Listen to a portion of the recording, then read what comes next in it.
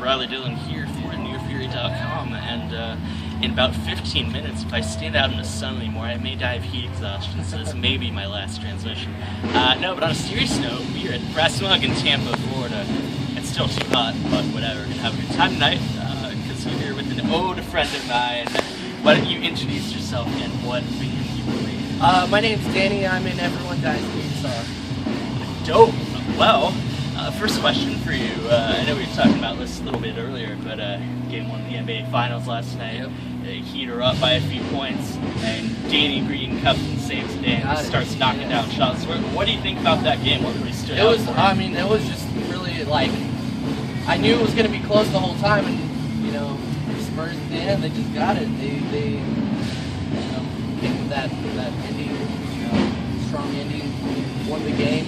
I was happy. It was a good day for me because played a good show, got off stage, halftime, Spurs were up. Then once we got all loaded up, I got to watch the rest of the last half, and it was such a good, exciting game. I think it's going to be a good series. Yeah, I know you're a big Spurs fan. I enjoy the NBA. I've been watching playoffs a lot this year. It's been one of the better playoff seasons I've seen in a while. For last night's game, who did you have winning the series? Did you have Heat or Spurs, and how many games?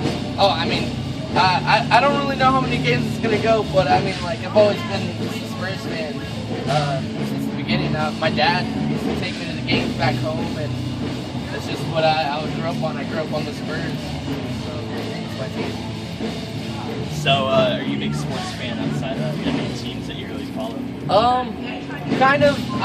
It's weird. I'm just now getting into sports more than I used to. I used to not care at all, and now I'm I got a Spurs jersey, I got a Cowboys jersey, I got all kinds of jerseys, just this past year. But I'm a pretty decently big sports fan now, though. So, not ridiculous. I don't know stats and who's the best player of each team, but I definitely know what's going on.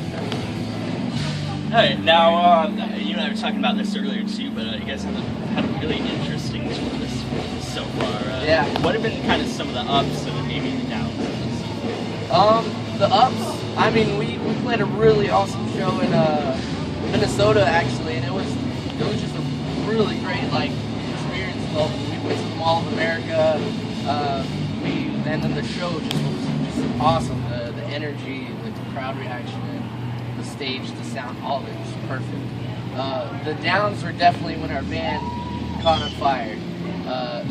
One in 45 minutes out from where we live, and then one coming down from a mountain. So it was a nuts. It's been crazy, but it's been fun. It's been an interesting tour. Tour for me is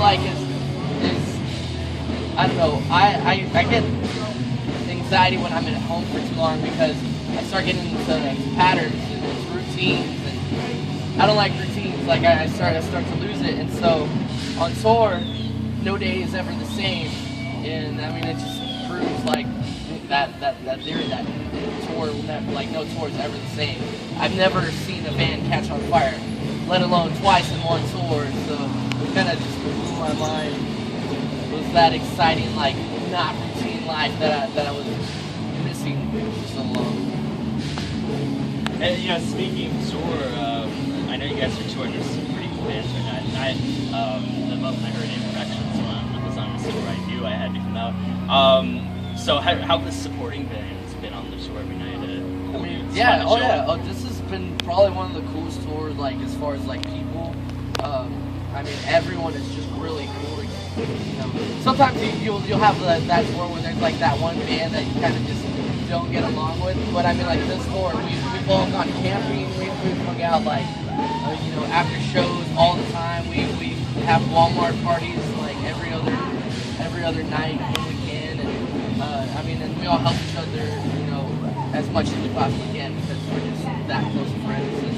And we've been on the road together for a month, so you can only imagine seeing the same person over and over every night. You're gonna get close, and if not, it's just gonna be miserable. So we just made friends.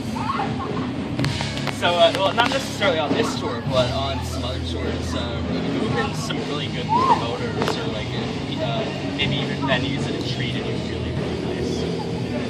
I think the best venue that's ever like treated us really great was the 7 venue in Georgia. Unfortunately, they recently closed down, which is pretty lame.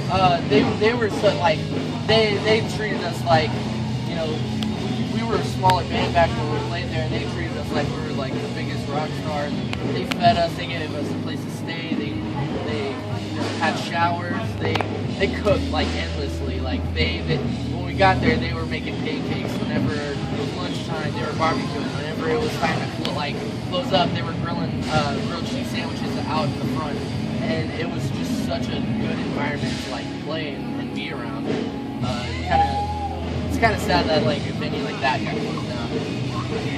So with that said, you know, the reason why a lot of bands tour in Europe nowadays is because they do stuff like the 7 venue did over in Europe and Asia and stuff like that. It's pretty much automatic that you're going to be given a place to stay and fed and stuff like that. Whereas in the U.S., you're kind of left to fend for yourself unless you're a bigger band.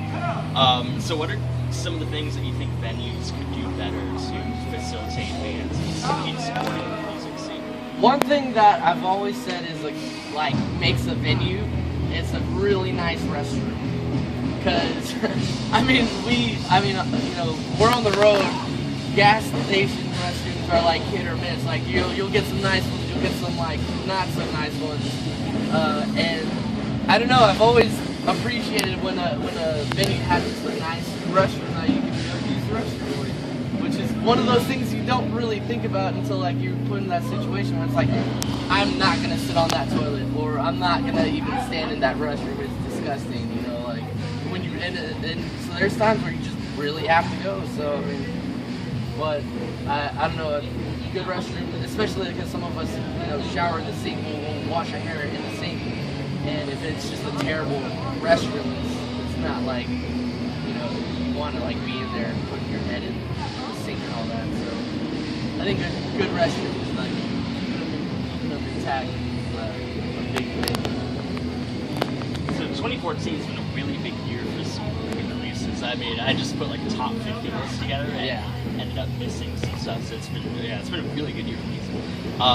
What have you guys been listening to from releases this year? Do you think people should listen to? I don't know. I feel like I haven't really been listening to too much music lately. I don't know why. It's just I try to stay away from like our genre a lot, mostly because I don't want to like subconsciously like take idea or melodies or anything, because there's been times where I'm writing a song and I'm like, why does that sound familiar? And then, you know, time goes by and then I'm like, because I heard it from that song, like I just didn't realize that I took it, you know, at the time. And that's where people are always like, oh, that kind of sounds like this and this kind of sounds like that. I try not to like listen to too much of it, just because I don't want that to happen, you know. Like I want to make sure I'm coming in to our music with new ideas and new styles and my own ideas, and not somebody else's like reused idea. So with that said, who have you guys been listening to? Well, actually, you specifically, who have you been listening to? I actually listen to a lot of 90s like pop. Like I listen to NSYNC, Spice Girls, all that like good 90s pop music. That's how I stay awake, is I'll actually like throw that on Pandora and I'll just sing along to all the music, because it's weird, because I listened to this music when I was a kid, but I know every single word to the songs. So since you guys seem to be always on the road, you have any interesting fan experiences you can share with us?